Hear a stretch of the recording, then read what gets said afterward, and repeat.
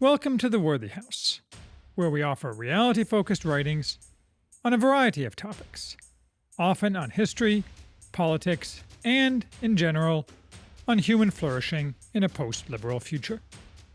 I am Charles, the maximum leader of the Worthy House. And today we are reviewing The Moral Basis of a Backward Society by Edward C. Banfield. Most cultures throughout history have been terrible. The natural state of so-called civilized man is somewhere between today's Venezuela and today's Somalia. Large-scale success, exceptions to the general rule, offering long-term stability combined with some degree of flourishing, has been limited to a handful of cultures. If you add actual accomplishment that advances the whole human race, you are left with only three: the Greeks, the Romans, and Christendom, which three, no surprise, are closely linked in history and in attributes. None of this is news, although it is denied by the malicious clowns now temporarily in charge of public discourse. But why are most cultures in history terrible? Asked this question, most people would point to a culture's ruling class, painting it as extractive, oppressive, arbitrary, and so forth. Certainly, this is often part of the problem, but what is lost in such an analysis is that the culture of a society is equally, or more, determined by the masses. True, the masses are irrelevant to the chosen history of a culture, which is determined only by the ruling classes, but they are not therefore irrelevant to its history. Bad culture at the bottom means, in most cases, no success at the top, and ultimate failure of a civilization. Even a superb ruling class cannot make a culture flourish if the raw material of the society is defective.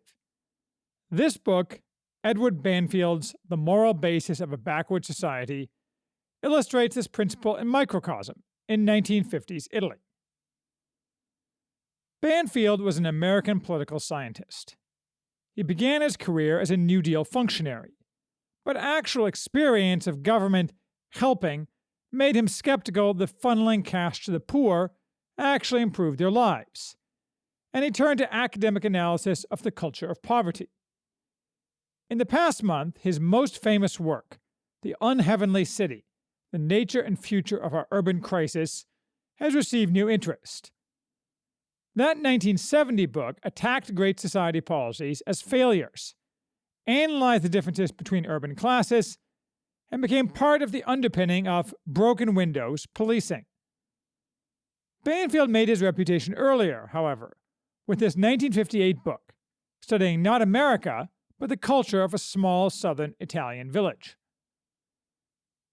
The Moral Basis of a Backward Society is a social science analysis of a village Banfield calls Montegrano, but which is really Chiaramonte. Then, as now, Montegrano was built on top of a modest mountain, surrounded by small plots of land. Most of the village's residents, about 70%, earned their living by farming. Some were landless laborers. The majority worked tiny scattered plots of land, scattered in part because of inheritance and dowry, but also because the peasants liked it that way, since, for example, a hailstorm would probably not wipe out their entire crop. Yields were low, since the land was dry, artificial irrigation lacking, and fertilizer use rare. Most of the peasants, except those with outlying farms, who tended to have larger farms and be a little more well-off, lived in one-room or two-room homes in town, and walked to their plots every day they farmed. Sometimes they were able to supplement their income with wage work, either for a larger landowner or for the state, but this was only occasional and could not be relied upon. In other words, this was, for those who worked the land, a subsistence existence. For the other 30% of the villagers, such as blacksmiths or merchants, existence was slightly above subsistence, but not comfortable. Even the handful of socially superior villagers, such as state bureaucrats, professionals such as the one doctor or the one lawyer, or the gentry who owned modest buildings, were far from wealthy. They were higher in social status because they did not work with their hands, but shared many of the economic concerns of the peasants, as well as, crucially, most of their social outlook. Montegrano, although it lay within long walking distance of similar towns, was fundamentally isolated. No newspapers were published. More relevantly for Banfield's analysis, no charitable endeavors of any kind existed, and no coordinated action for improvements ever occurred. In Banfield's term, there was no public spirit and no political capacity. That is, no ability to organize to achieve any community goal of any kind, even a private but long-term business goal. There was no religious spirit either. The peasants were mostly either indifferent or anti-clerical, and the few devout were superstitious and ignorant of basic religious doctrine. For example, they assumed that God had a relationship with the saints similar to theirs with their neighbors, one full of suspicion and dominated by the fear that the neighbors were getting one over on them. To the extent any benefit might accrue to the town, such as road improvements or an ambulance service, it could only be provided by the Italian state. No villager would ever lift a finger to even request such a thing as an individual, much less collectively.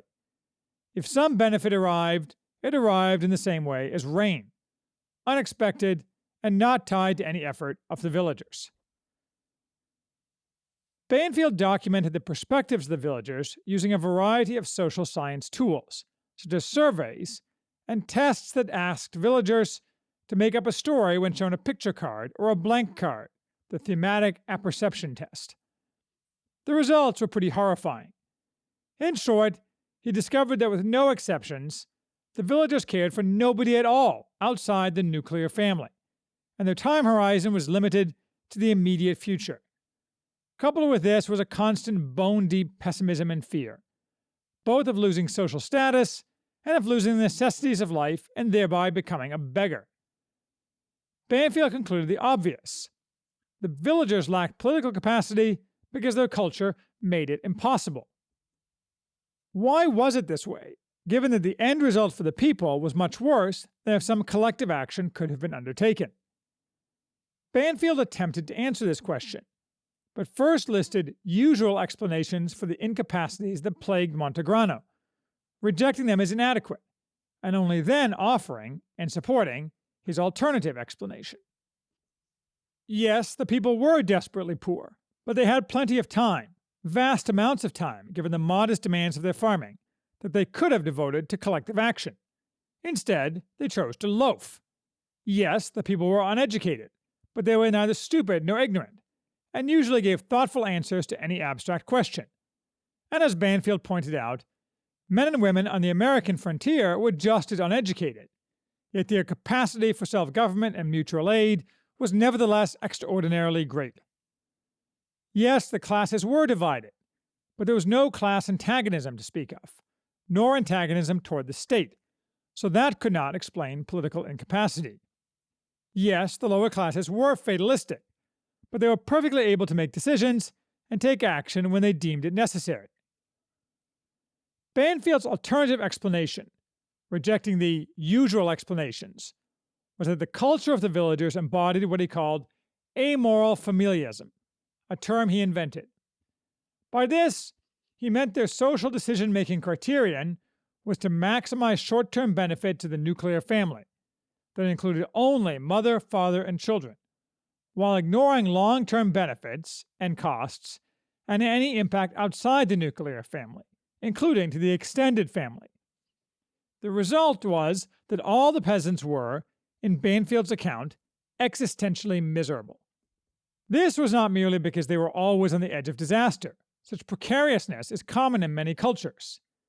It is because they were atomized, unable to rely in any way on others, so they always lived on the edge. Yet rather than forming social webs to provide a safety net, they constantly viewed their neighbors with suspicion, aware that their neighbors returned the favor. Thus, Montegrano is filled with a melancholy, largely based in envy. Villagers had much in common with the Russian peasant who, granted a magical wish with the sole condition that his neighbor would get double whatever he asked for, requested he be blinded in one eye. How did such a defective culture, that today would be called totally lacking in social capital, arise? Banfield describes this debilitating set of attitudes, tentatively, to a historically high death rate combined with no extended families. Although this does not explain why there were no extended families, which Banfield notes were common in other areas of Italy not far distant. He only occasionally adverts to the past of Montegrano, and there are clues that amoral familialism, envy, and melancholy were a function of modernity. Villagers in past generations, Banfield said, had less, yet were apparently happier. They were embedded in a wider tangle of responsibilities, rather than being atomized. That amoral familialism was new is also suggested by Banfield's point that it could not exist for long without the outside agency of the state, since it would end in violence as feuds built and no resources from the outside smoothed over rough patches. Thus, Montegrano is not a proxy for Italian society, or even southern Italian society, of its time. It is a snapshot of a particular defective culture in practice, one that, if it were universal, would collapse an entire society in short order. A substantial element of financial pressure on villagers was the need to provide dowries for daughters if they would have an acceptable marriage, meaning one not to a man lower in the social scale. I have long wondered why some cultures, including most or all European cultures, insist on dowries, while other cultures have the opposite practice: bride price. The usual explanation is that in cultures where agricultural labor by women is important, more important than portable property or capital, bride price is found. In other words, the husband is paying for the loss of the labor to the bride's family. This capital labor distinction is not entirely convincing, though, since bride price is also found in societies where agricultural labor by women is not important. Examined more closely, it's evident that dowry is part of a larger complex of social rules in any society, tied to those governing inheritance and usually designed to protect members of the family from penury. Thus, although dowry is a burden for the bride's family, and often seen as simply a matter of enriching the groom and his family, by those involved it is primarily seen as for the benefit of the bride, such that she can be certain to live an adequate lifestyle. This is reinforced by the often related tradition of dower, money or property secured wholly to the bride, either by the groom or by the bride's family, in order to protect her if the husband dies or abandons her. No doubt societies have other reasons, some not evident, why they pick a particular pattern. As with most social practices, on the principle of Chesterton's fence, we should initially presume that what is done in a particular area has coherent reasons behind it. Though, to be sure, as shown by amoral familialism, this principle has its limits. And moreover, what is a coherent reason in primitive societies is often not acceptable to the moral standards of Christendom, the yardstick against which any dubious practice should be ultimately measured. Most of the book is straight analysis. Only at the end does Banfield draw larger lessons, all pessimistic. He notes that, except in Europe and America, the concerting of behavior in political associations and corporate organizations is a rare and recent thing. By this, he does not mean electoral politics or corporate business. Rather, he means intermediary institutions focused on achieving some benefit for the common good, often a longer-range benefit. He notes that coordinated action beyond the family or tribe is rare, and our assumption that it arises naturally when needed is false and wholly dependent on culture. He directly ties such organizations to a society's success, focusing on economic success. It is true enough that such organizations do not seem to exist outside of Europe and America, although they are not at all recent. They characterize the successful parts of Europe for 1,000 years, and America until, ironically, just after Banfield wrote his book. I'm not so sure, however, that they are necessary for economic success. As far as I can tell, they're mostly lacking in China, where a strong state and a different culture appears to substitute. I suspect they are entirely necessary for true long-term civilizational success, as I somewhat narrowly define it, and there is much evidence that China will, again, as it always has, fail to achieve such success, perhaps in part because of this lack. Maybe James C. Scott is right in his Against the Grain that civilization itself is overrated, and we'd all be happier off as hunter-gatherers. Banfield wrote, though, when the success of the West seemed it might be achievable for the rest of the world, and there appeared no chance the West would fall from its pinnacle. He struck a pessimistic note at a time when others assumed the rest of the world was following the path blazed by the West, unemotionally concluding, "There is some reason to doubt that the non-Western cultures of the world will prove capable of creating and maintaining the high degree of organization without which a modern economy and a democratic political order are impossible." Banfield was aware that Italy as a whole was fairly successful. His point was that in a society composed only of Montegranos, success was impossible. And so it has proved to be, by and large. True, some non-Western cultures have, since 1958, managed to maintain a modest degree of what appears to be civilizational success, at least in economic development. This has always been done only by adopting Western practices and technology, and it is not clear how sustainable this is, especially if a country also imports today's Western corrosive and destructive cultural practices, we having left what made us successful far behind. What if Montegrano, that is, Chiaramonte, today? Very little English language information is available. The population is now only 2,000. As with most European farming villages, there is little to keep people there, especially as the population ages, other than tourism. You can walk through it virtually using Google, but you can't find any information about its current social situation. It would be interesting to know if there is more social cohesion today than then. Italy itself, of course, like all of Europe, is a dying society, with far bigger problems than the corrosion of amoral familialism, so it doesn't really matter. Still, it's surprising nobody seems to have done a follow-up. And the key question: has America itself become a version of what Montegrano was? The same defects found in Montegrano, along with many others far more pernicious, have, unfortunately, become common in America, as our nation reverts to the historical global mean. True, even in its early years, America was far from a monolithic or ideal culture, and as outlined in the classic Albion Seed, had superior and inferior subcultures, that somehow managed to produce an excellent ruling class and enough virtue and competence to build a strong and radically successful country. With the destruction of the social fabric wrought by the left over the past 100, and especially over the past 60 years, neither of these things is now true. The American equivalents of Montegrano have been documented recently by authors such as Chris Onati and J.D. Vance, but such defective subcultures have become far more widespread and far more deficient than they once were, creating tens of millions of Americans living in a permanent, grossly culturally defective underclass, ruled by an atrocious ruling class. The left is fine with this, as long as they can gain power and profit as a result, and in fact keeps power in our pseudo-democracy by manipulating the sometimes justified resentments of the underclass to their benefit. As we rocket downhill, all the while the catamite right, self-delusional as always, still believes, against all evidence, that American culture is still sound, simply experiencing a few challenges, and will all be the better for going through a little turmoil.